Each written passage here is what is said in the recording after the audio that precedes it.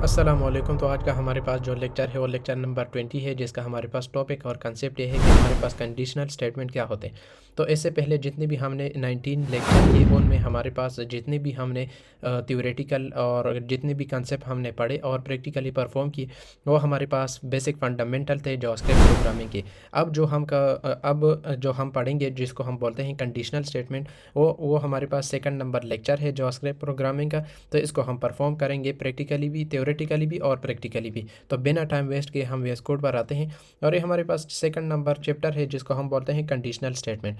तो इससे पहले आगे जाने से पहले हम इसको पहले समझ लेते हैं कि हमारे पास कंडीशनल स्टेटमेंट क्या होती है।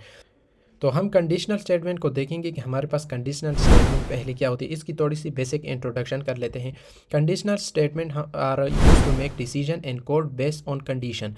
तो इसका मैं सिंपल वर्ड में अगर मैं बता दूं, अपने कोड के मुताबिक जो आपका कोड होगा उसके मुताबिक आप कौन सा डिसीजन लेते हैं उसको हम बोलते हैं कि ये हमारे पास क्या है, कंडीशनल स्टेटमेंट है।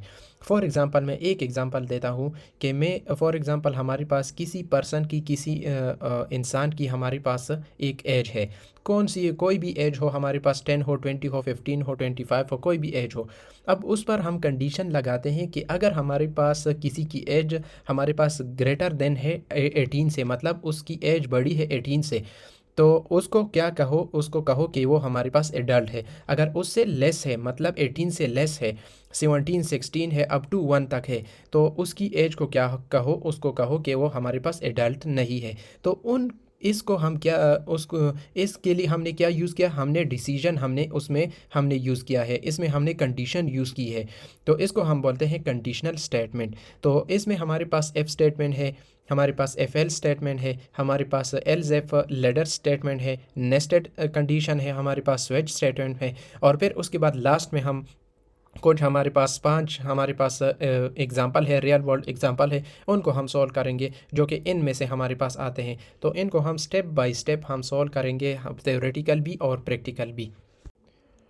अब हमारे पास फर्स्ट नंबर जो है उसको हम इस वीडियो में इस लेक्चर में सॉल्व करेंगे, जो कि हमारे पास कौन सा है, एफ स्टेटमेंट है। तो यहाँ पर हम एक फ़ाइल बना लेते हैं, यहाँ पर हम एक फ़ाइल बना लेंगे एफ स्टेटमेंट के नाम से, स्टेटमेंट डॉट जेएस, जो कि हमारे पास जावास्क्रिप्ट का एक्सटेंशन है। और यहाँ पर मैं जो हम हर वीडियो में लिखते हैं, हमारे पास जो लेक्चर है वो हमारे पास लेक्चर नंबर हमारे पास 20 है, और इसका हमारे पास जो टॉपिक हमारे पास है F statement in Java script. तो एफ स्टेटमेंट में हमारे पास किस तरह हमारे पास एफ स्टेटमेंट होता है, उसका जो हमारे पास बेसिक स्ट्रक्चर है वो हमारे पास ये है। ये हमारे पास क्या है, ये हमारे पास basic structure of F statement. तो basic structure of F statement हमारे पास ये है कि हमारे पास यहाँ पर कंडीशन होगा, जो मैंने अभी बताया कि हमने एज पर कंडीशन लगा दी। अगर वो ग्रेटर देन 18 है तो उसको एडल्ट कहो, अगर वो लेस देन 18 है तो उसको क्या कहो, उसको एडल्ट ना कहो। तो जो कंडीशन हमने लगाई है वो हम यहाँ पर लगाएंगे, वो हम कहाँ पर लगाएंगे, यहाँ पर। अब जो एफ है, एफ हमारे पास कीवर्ड है, रिजर्व वर्ड है, जो कि हमारे पास बिल्ट इन आता है जावास्क्रिप्ट प्रोग्रामिंग की तरफ से। और यहाँ पर हमारे पास ब्लॉक होगा जहाँ पर हम कोई मैसेज देंगे कि ये हमारे पास कोई भी मैसेज आप दे सकते हैं।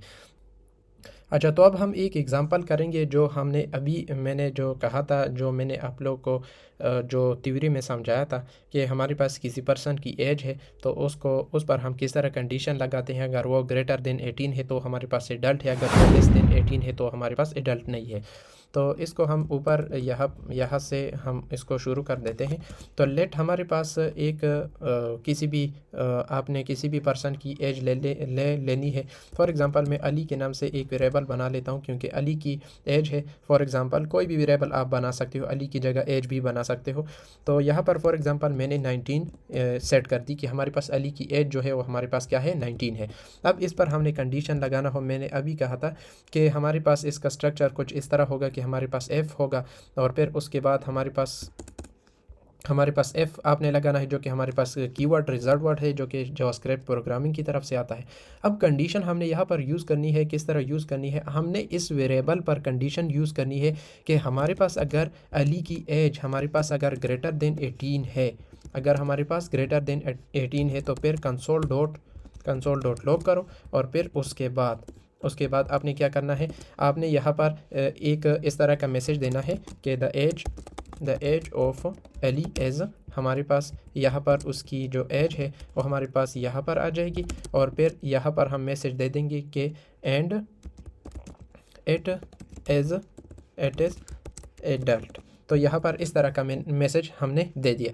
अब अगर इसके मुताबिक नहीं है, मतलब एज अगर हमारे पास फॉर एग्ज़ाम्पल यहाँ पर तो हमने 19 लगा दी है, अब अगर हमारे पास यहाँ पर 14 है, अच्छा यहाँ पर पहले हम चेक कर देते हैं। तो इसके मुताबिक तो ये कंडीशन हमारे पास ट्रू होती है, ये कंडीशन हमारे पास क्या होती है, ट्रू होती है, तो ये हमारे पास आएगा।